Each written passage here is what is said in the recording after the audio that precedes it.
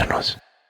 La propiedad intelectual es un pilar económico fundamental de las sociedades modernas. Sus registros pueden llegar a ser muy costosos y sus disputas sumamente altas. Hoy tenemos una conversación fascinante con Fabricio Espinosa, quien es el fundador de Inotar.io, costarricense. Y Inotar.io es una plataforma legal tech que está revolucionando la protección de derechos de autor y propiedad intelectual. Hablaremos sobre cómo la tecnología simplifica procesos legales, los desafíos del sector y su visión para el futuro. Hola Fabricio, ¿cómo estás? Hola Rodil, muchas gracias por esa introducción. Es un honor para mí y para nosotros como empresa formar parte de este podcast. Sí, súper bueno igual de nuestro lado poderte tener aquí con algo tan innovador como lo que hace en un sector poco usual en tecnología y menos en Centroamérica. Así que espero que sea una buena conversación. Contame, Fabricio, ¿qué es Inotar? Enotar.io o Inotario es un servicio de registro de obras literarias, artísticas y científicas que usa las últimas tecnologías para proteger el derecho a autor y los secretos comerciales. Entonces, ese es un resumen del servicio que hacemos. ¿Y qué diferencia hay Inotar con servicios tradicionales de registro de derechos de autor? Justamente el notario surge a raíz de darle un servicio más accesible en un área de que es tan famosa, que sea tan compleja para las personas normales de a pie. Eh, por ejemplo, digamos, el proceso para dejar en firme un registro de derecho a autor, por ejemplo, en nuestra plataforma, es de minutos, a diferencia de horas o días en un servicio tradicional. Además, comúnmente estas oficinas de registro son oficinas, digamos, gubernamentales o territoriales, y las pruebas de autoría que se generan en los métodos tradicionales son válidos en ese país específico. Si hay una disputa internacional, eh, se requiere hacer un trámite consular para internacionalizar esa prueba. Nosotros, en cambio, al ser un servicio basado en Internet, nuestras pruebas son accesibles desde cualquier parte del mundo sin ningún costo adicional. Entonces, eso, y entre otras cosas, son parte de las cosas que nos diferencian a nosotros como servicio de registro. Y lo que muchas personas se pueden preguntar es sobre por qué el registro de ustedes, siendo un registro privado, ¿verdad? Versus los registros de los países como los que vos mencionabas, que pueden tardar semanas, meses, en realidad meses para registrarte algo tan simple como una marca. Por ejemplo, en Honduras te puede tardar 3 meses, tenés que hacer publicaciones en los periódicos y lo demás, aunque ustedes no hacen registro de marca, ¿verdad? Eso es bien importante aclarar. Ustedes no hacen registro de marca, pero estos registros de cada país son registros públicos, son controlados por países.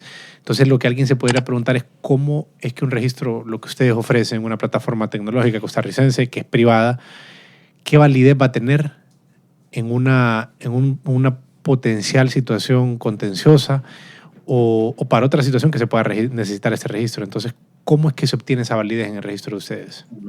Sí, ya que lo mencionas, sí, pienso que es importante aclarar los servicios en el área de propiedad intelectual específicos que nosotros damos. Me gusta decir que hay como 4 ramas principales. Está marca, patentes, derecho de autor y secretos comerciales. Nosotros específicamente damos servicio en derecho de autor y secretos comerciales. No registramos marcas ni patentes, ya que las patentes y las marcas son registros que se hacen territorialmente, y eso supone, digamos, digamos que no nos permite ser un negocio, digamos, internacional tan fácilmente como lo es con el derecho de autor y los secretos comerciales. Entonces, para entender a lo que me refiero, hay que tener claro que el derecho a autor es un derecho humano que se otorga a una persona que concreta una obra, una idea salida de la mente. De hecho, que el derecho de autor se otorga inmediatamente, se crea la obra. No es necesario tampoco registrarlo para tener el derecho de autor.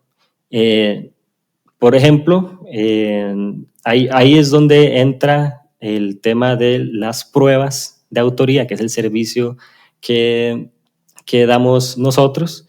Ok, uno puede ser el creador de una obra, pero en la práctica, ¿cómo demuestra uno que uno es el creador original de esta obra? Entonces, el servicio que damos nosotros es la aplicación de las últimas tecnologías para poder generar un documento completamente verificable con una serie de tecnologías que puedo detallar más adelante, que garantiza que en determinado momento, en determinado minuto, se registró una obra con ciertas características.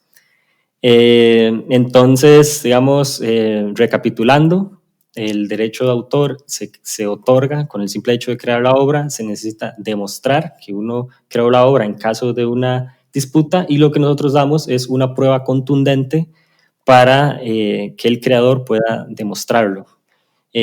Una prueba, como cualquier litigio, puede ser un testigo, por ejemplo, o cualquier tipo de prueba que se presente, pero en cambio la nuestra, digamos que se considera una prueba altamente relevante.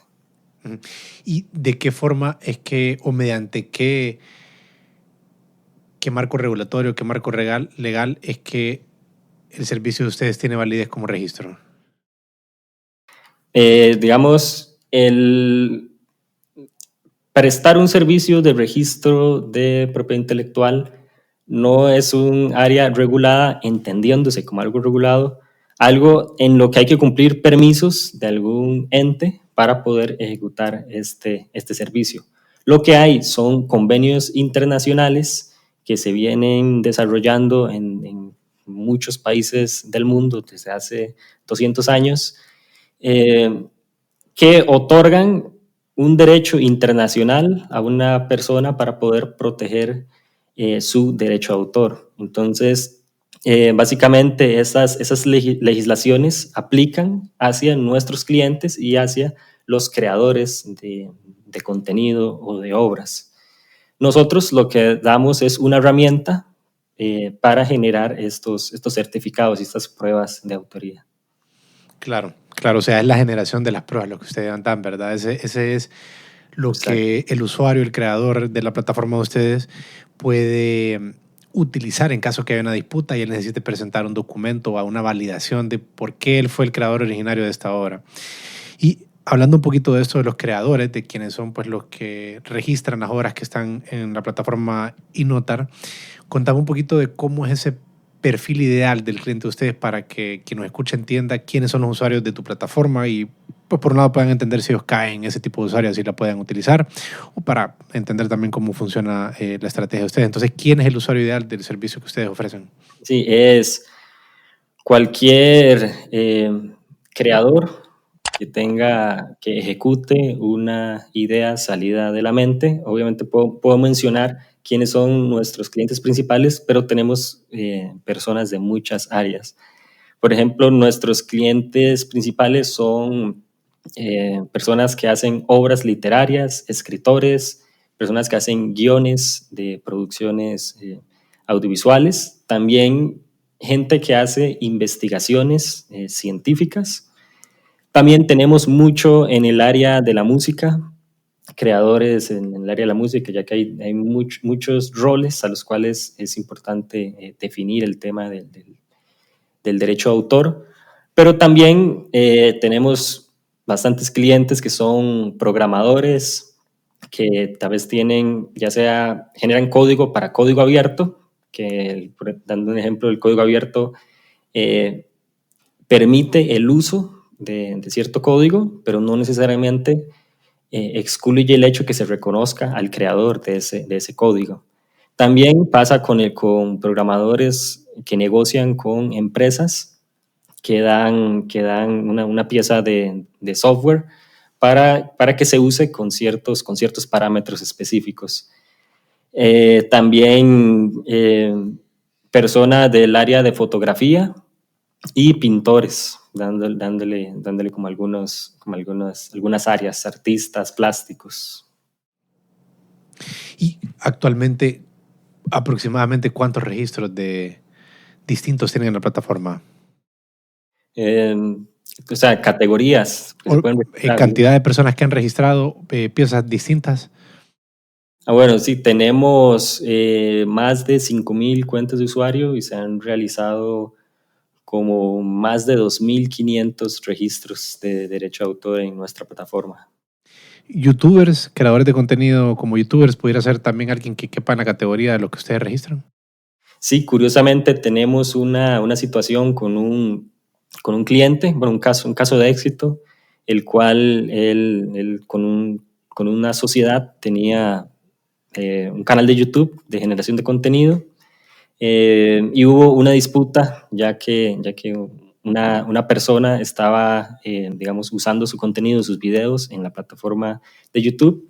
Él presentó una prueba nuestra a YouTube y le dio la razón y la otra persona tuvo que bajar los videos. Entonces, de hecho, que es justamente, tal vez para no cerrarse tanto en el tema de YouTube, vemos que en esta era es bastante importante el tema de proteger el contenido, ya que en las plataformas digitales, en las redes sociales, que cualquier cosa se puede viralizar, es muy difícil poder trazar cuál es el origen inicial de cualquier creación, una canción, un video, etcétera. Y que el creador tenga esta protección lo vemos sumamente importante. También una tendencia que hemos notado es que la gran mayoría de disputas ahora se están resolviendo directamente en las plataformas. Eh, También tenemos clientes que han tenido disputas en Spotify, por ejemplo, pero estas plataformas tienen sus departamentos encargados de resolución de conflictos. Entonces es algo interesante, que en muchos de los casos no llegan siquiera a un juzgado. Claro, y con una herramienta como la de ustedes, se, se vuelve mucho más. Ya están ustedes en el ecosistema digital, que es donde estas formas alternativas de resolver disputas, como son las mismas plataformas, ellos requieren de información digitalizada y ustedes ya están en ese mismo ecosistema, así que todo el proceso y la integración de la prueba se vuelve más parte de eso, que de esa forma como ya están los creadores de contenido en estas plataformas digitales y que todo funciona a través de medios digitales, así que encaja muy bien con ese paradigma.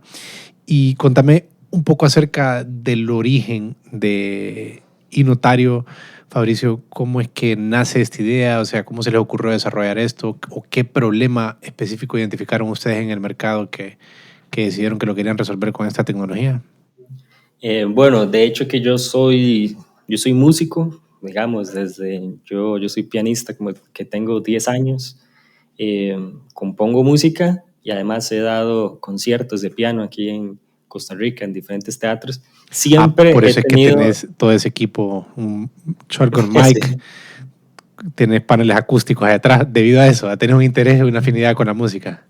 sí, de hecho que yo hasta estudié ingeniería de sonido ahí en cierto momento. Ah, buenísimo. Y de hecho que la necesidad siempre la he tenido.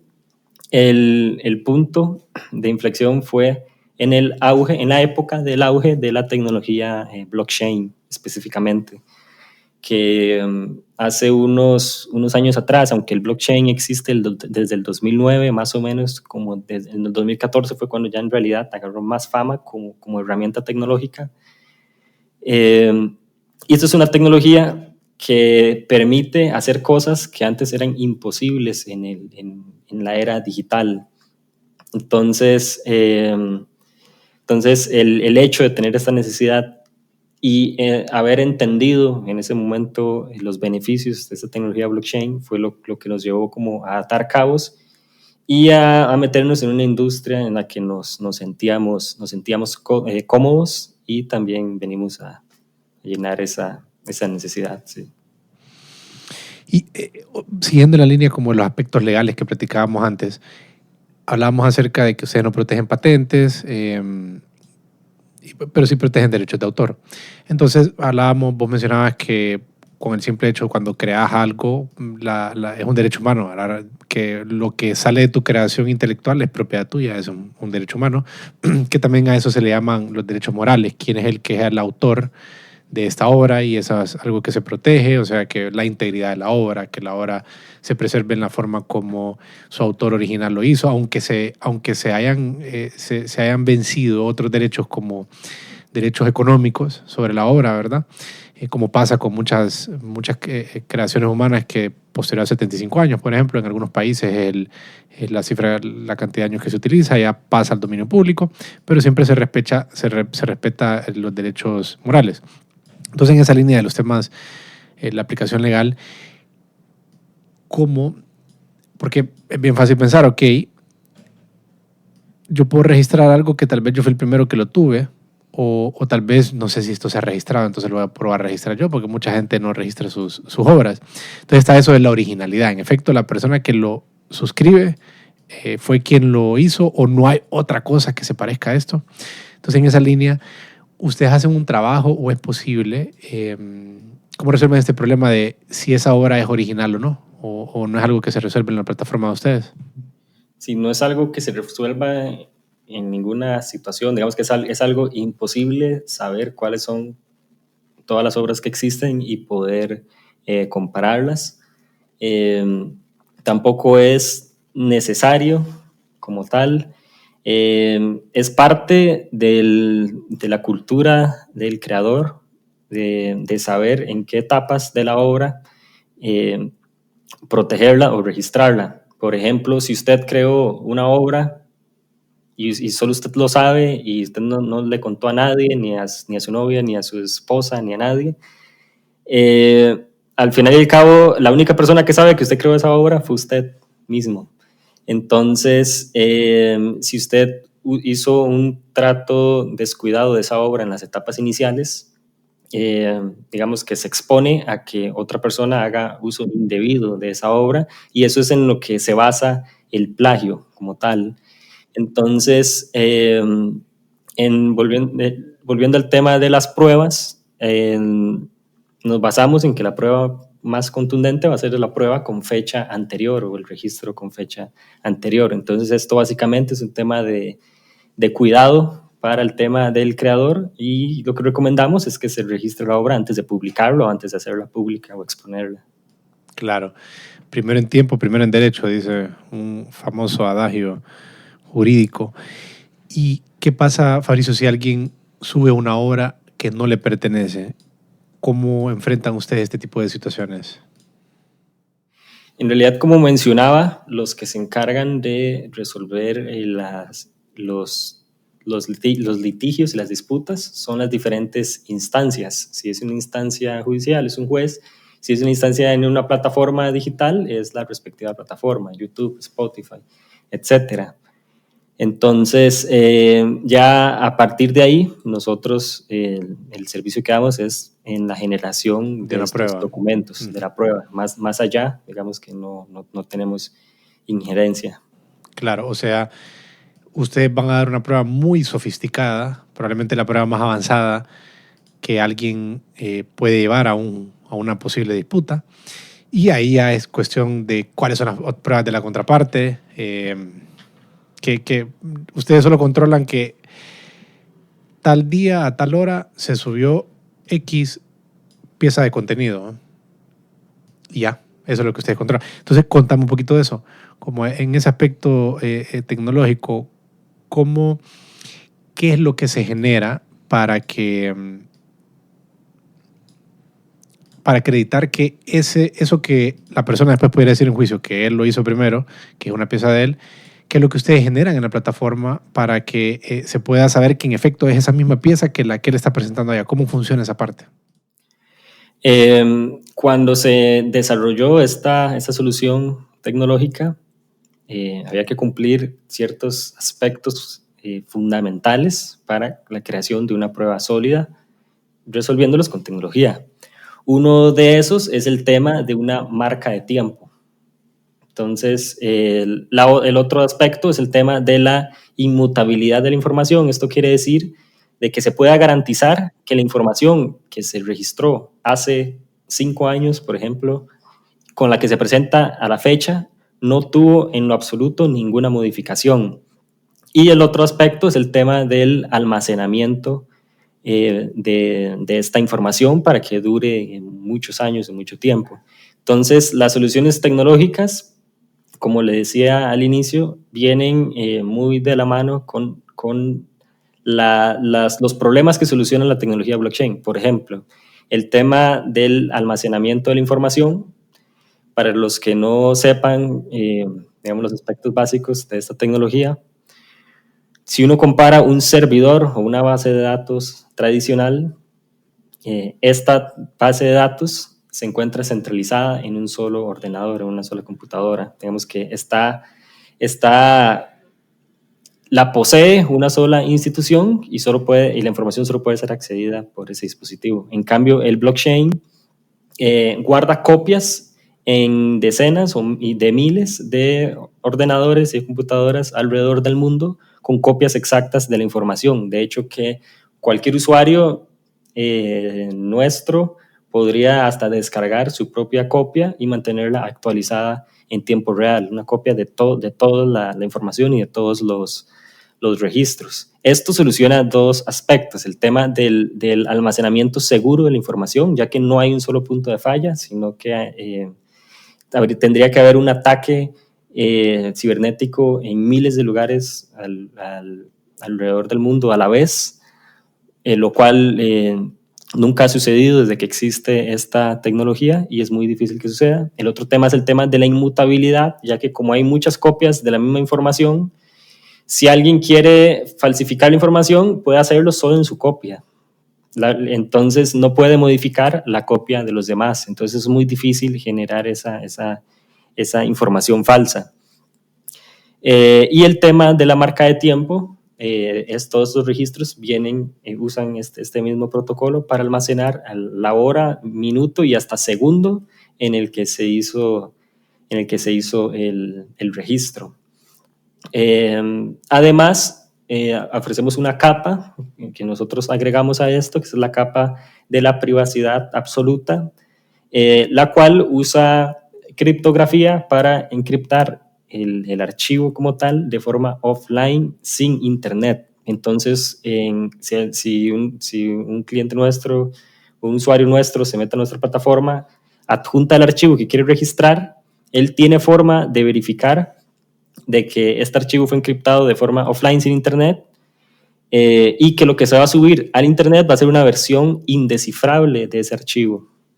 Entonces recopilando toda esta serie de tecnologías, podemos otorgar en pruebas de autoría, digamos, con una auditables, pueden ser auditadas por cualquier persona en cualquier momento, en cualquier parte del mundo, y verificables de que todos estos parámetros de una prueba se den: la inmutabilidad, la marca de tiempo, la privacidad y el almacenamiento a lo largo de años. Entonces, bueno, disculpe si me puse, digamos, muy técnico, pero esa es la robustez tecnológica que tenemos. Claro, claro. Y ya hablaste de todo esto como los aspectos detrás de lo que la gente mira. Mencionaste blockchain, criptografía, inmutabilidad, privacidad, que cuando subir la información lo hace de manera offline. Entonces ya contaste cómo funciona la maquinaria de fondo. Ahora, yo he usado la plataforma, la he probado y es bastante simple. Entonces me gustaría que tal vez describieras cómo es ese proceso para el usuario a la hora de querer realizar un registro. Sí, no, buena pregunta, Rodil, porque todo esto que hablé... Suena bien complicado, ¿verdad? Sí, digamos, todo esto que hablé es solo una de la otra parte que para nosotros es tan importante a la hora de desarrollar esta solución, que es el tema de la experiencia de usuario, ya que en realidad lo que pase por detrás es un resguardo, una garantía que va a tener el usuario, pero en realidad la fricción principal que hay con los métodos tradicionales es el tema de la experiencia y la facilidad de uso, y eso es algo a lo que le pusimos mucho detalle para solucionar.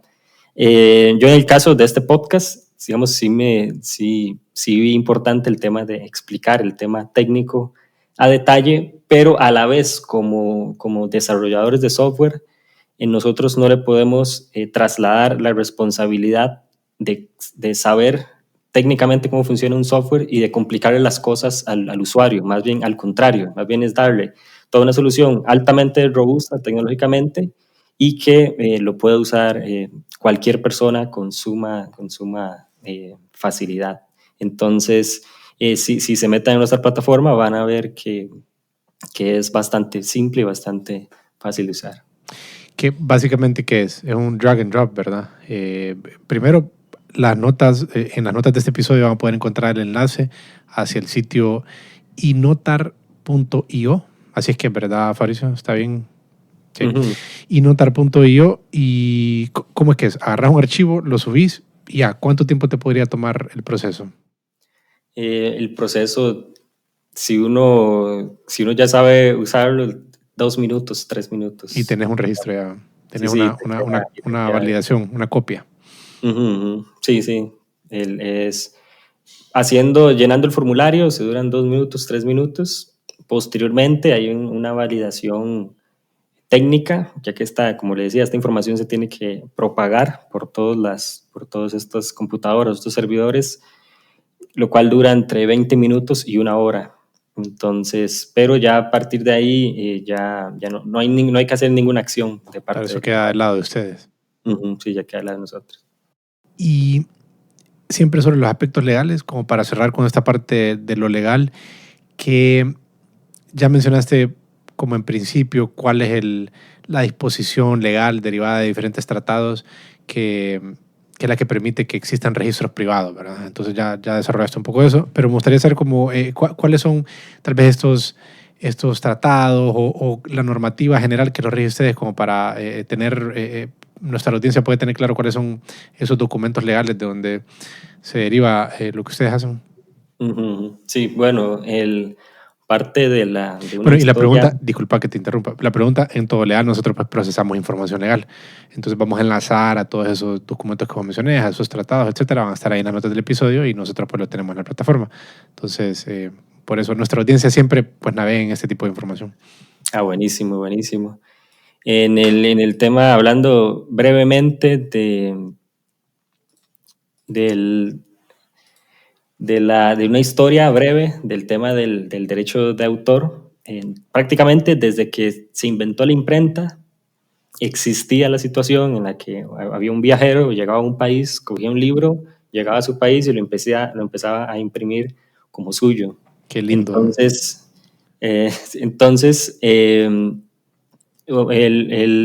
una de las personas promotoras del derecho de autor internacional fue el autor Víctor Hugo, que es un autor francés famoso que hizo el libro de Los Miserables, que justamente este libro, que es tan famoso, él se lo encontró en otro país, con otro nombre y con otro autor y todo. Entonces, de ahí surgió el tema del convenio de Berna, que se firmó en 1886. Además está el Convenio de París, la Convención Universal sobre Derecho de Autor, la Convención de Roma y el Tratado de Beijing. Entonces sí hay bastante jurisprudencia y bastante documentación y bastantes tratados y leyes que se enfocan en solucionar esta problemática. Sí, buenísimo. Y oíme, ¿cómo ha sido?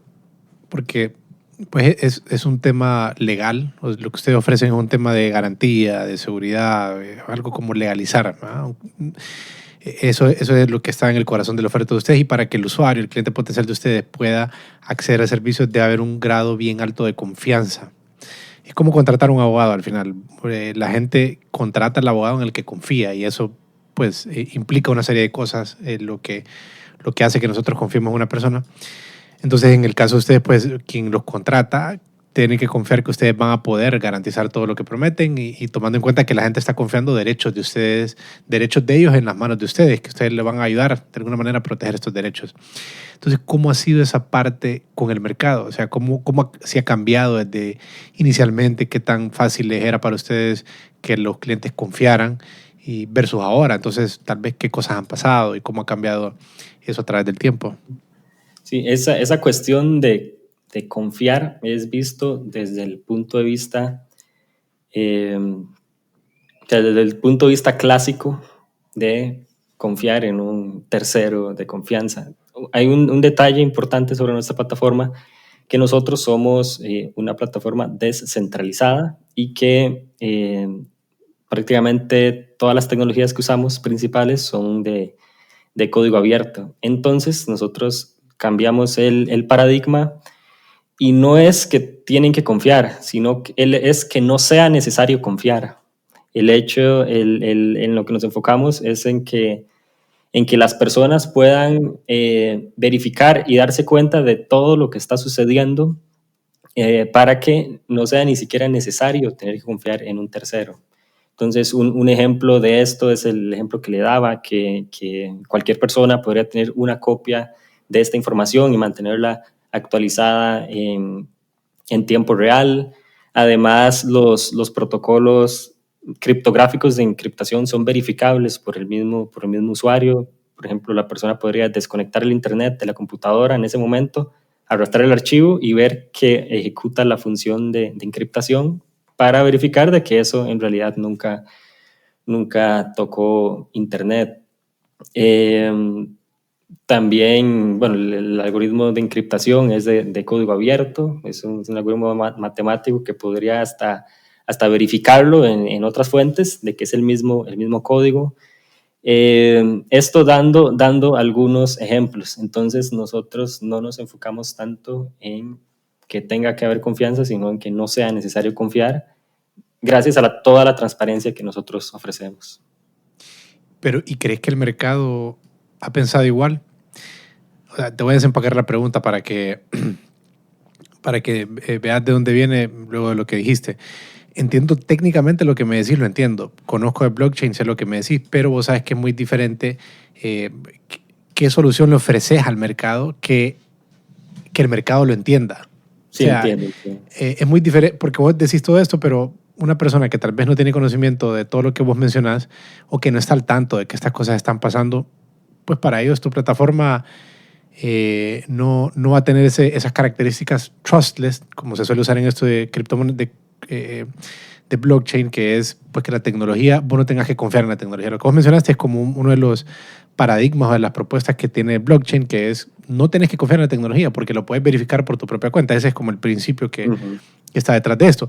Pero pues para el que no ha experimentado nada blockchain, y sé que en el caso de ustedes, por ejemplo, lo platicamos alguna vez, vos en la plataforma ustedes no mencionan blockchain como otras empresas lo hacen, que lo ponen de frente, sino que ustedes lo mantienen atrás porque sabes que es una palabra que puede confundir en vez de aclarar. Entonces, en ese sentido, o sea, ¿cómo ha sido para el mercado entender eso, tomando en cuenta pues que la gente no es que automáticamente dice, sí, no, aquí sí lo puedo verificar, y poca gente se toma la molestia. La gente que se toma la molestia es un grupo reducido de personas. Ya cuando queremos llegar al mercado masivo o que más personas lo adopten, hay que llegar a esos que no confían en eso, ¿me entiendes? Entonces, ¿cómo ha sido eso de superar las impresiones de las personas, los juicios que cada quien se forma? ¿Ha cambiado? O sea, ¿has visto ahora más aceptación, llega a un mercado más amplio? Sí, No sé. sí, evidentemente desde los inicios de esta tecnología, y no solo me refiero a la tecnología blockchain, sino que incluso antes de la pandemia había mucho menos adopción de productos o servicios tecnológicos que ahora. Esto es una tendencia que va a la alza. Nosotros hemos notado que cada vez el hábito de consumo de las personas de adquirir ese tipo de servicios completamente online, internacionales, se va naturalizando. Y sí, nosotros, de hecho, que no podemos depender que los usuarios finales nuestros entiendan todo esto. de lo que hay detrás. De hecho, que nos enfocamos en Que que no no tengan sea... que entender, ¿va?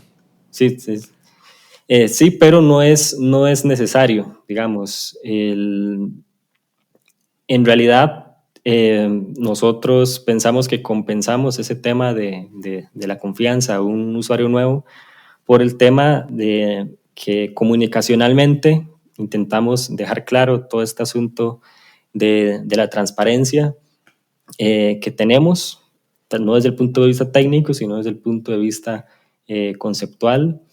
Y también tener en cuenta que muchos de nuestros clientes son personas que ya de todas formas han sido excluidas de los servicios tradicionales de registros, ya sea por temas de costos y complejidad logística.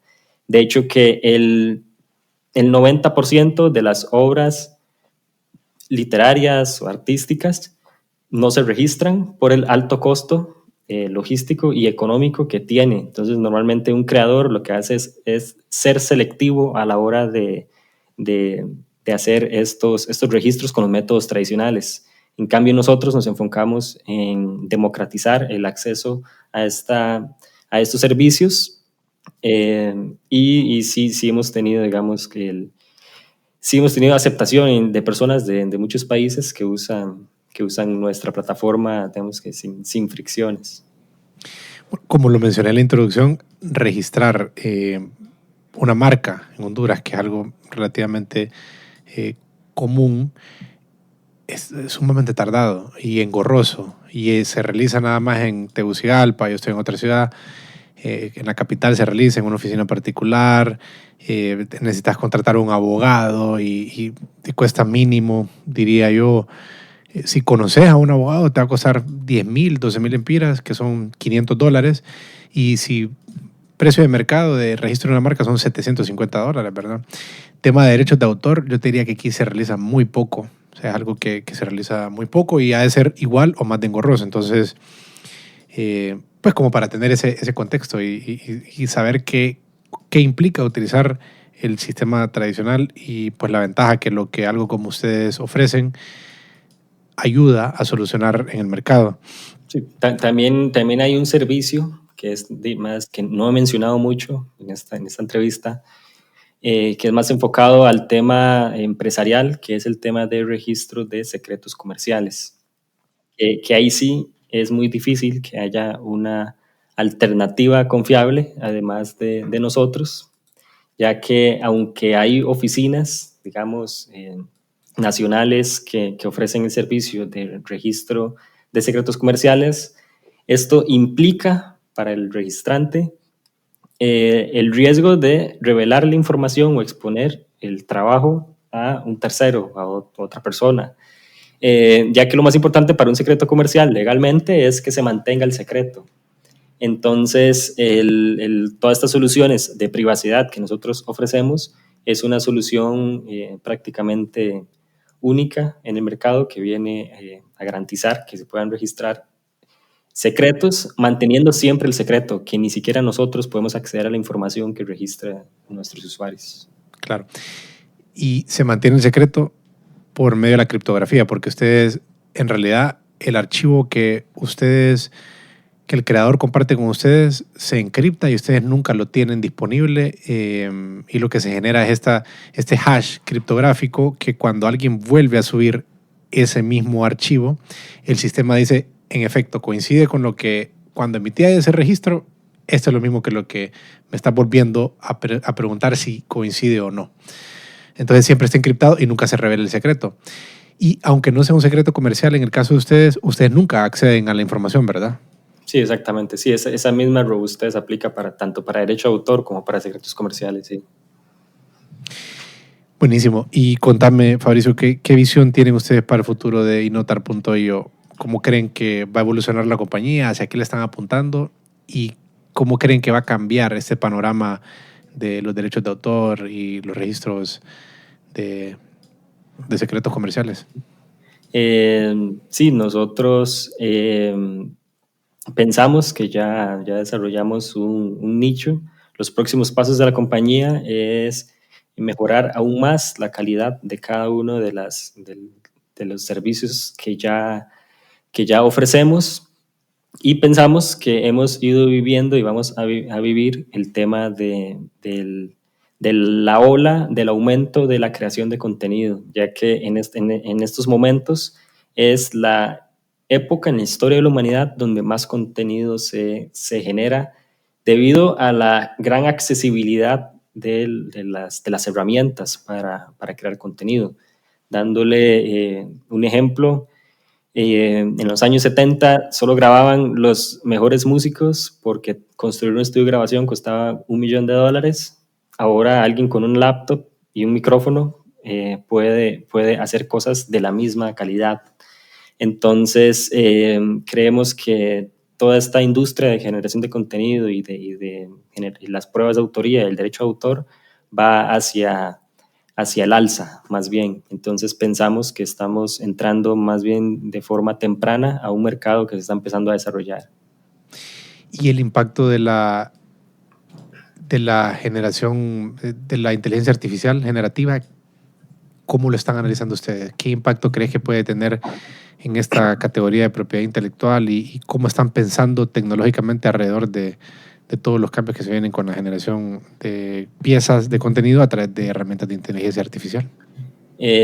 Afortunadamente ya hay jurisprudencias muy claras, incluso antes de la inteligencia artificial, ya que el contenido debe ser creado por un ser humano.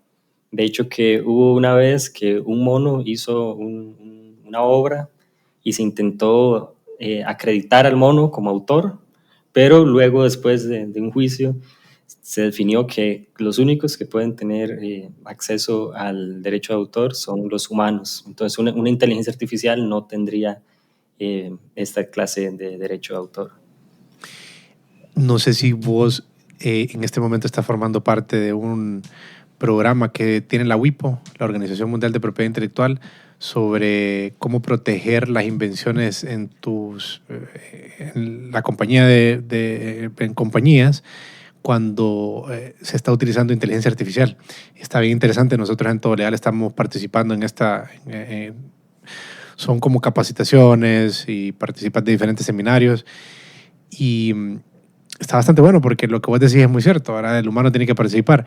El tema es que, por ejemplo, vos pudieras decirle a ChatGPT, escribe un libro, una novela histórica basada en este personaje y en 500 palabras, versus moldear todo un contenido a través de dirigirlo, ¿eh? A través de múltiples prompts y participar más activamente en eso. Entonces, esa diferenciación ya se está viendo en alguna de las jurisprudencias que se está creando, que dependiendo del tipo de participación que el humano está teniendo a la hora de dirigir a esta inteligencia artificial es si podés o no reclamar una autoría. Entonces, está bastante bueno Bueno, interesantísimo. Sí, sí, en el tema de este tipo de herramientas, yo lo veo que no es tan complicado, en el sentido que los términos y condiciones, eso ya se define, digamos, sobre quién, por ejemplo, los términos y condiciones de ChatGPT,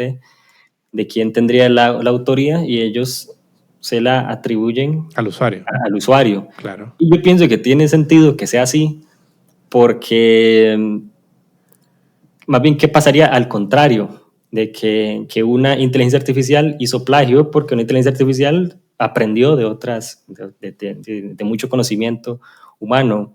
Entonces, si fuera la empresa, la empresa Microsoft, por ejemplo, o OpenAI, la que obtendría este derecho de autor, más bien lo que haría es meterse en problemas. Es más probable que una inteligencia artificial cometa plagio a que cree cosas originales por su naturaleza de aprendizaje. Entonces pienso que eso se va a mantener así, y además es algo ya sumamente natural y común el uso de herramientas de inteligencia artificial para crear contenido. No solo en ChatGPT, ahora hay herramientas para crear pasajes musicales con inteligencia artificial, por ejemplo. Claro. Entonces, o videos también, Sora. Videos, sonidos. Sí, y la de sonidos que es increíble. O sea, wow, te puede hacer le metes un prompt de que te haga una canción y le das el contexto de que quieres una canción que tenga un feeling urbano y que hable de esto y te lo genera Sí, sí. con lírica y todo, impresionante. No, y hay otras que son más a nivel hasta de instrumento. Por ejemplo, si uno está haciendo una canción con piano, batería, y bajo y guitarra, uno puede hacer que el baterista lo que toque sea generado con inteligencia artificial. Entonces uno está creando una obra con muchas, Y muchas la áreas, pero acompañas al con final un batero AI. el intérprete ya no es un humano, sino es una inteligencia artificial. Sí, Entonces eso es interesante. Sí. es fascinante, sin duda. Fabricio, ha sido un gusto tenerte por aquí. Pues a todas las personas que nos escuchan también los enlaces para que conozcan de Inotar y exploren la plataforma y pues ahí lean todos los aspectos técnicos y legales, están en el sitio web. La empresa es de Costa Rica originalmente y pues están haciendo cosas bastante interesantes en tecnología, aplicando tecnología como blockchain en esta categoría de Legal Tech. Ha sido un gusto tenerte por aquí y muchas gracias por tu participación. Bueno, muchas gracias, Rodil, por el espacio y por darnos la oportunidad como empresa de participar en esto. La verdad es que fue un honor participar en esta producción que se ha manejado de forma tan profesional desde el inicio y desde días antes en el tema de la planificación. Se nota el profesionalismo y estamos muy agradecidos por eso. Buenísimo, muchas gracias.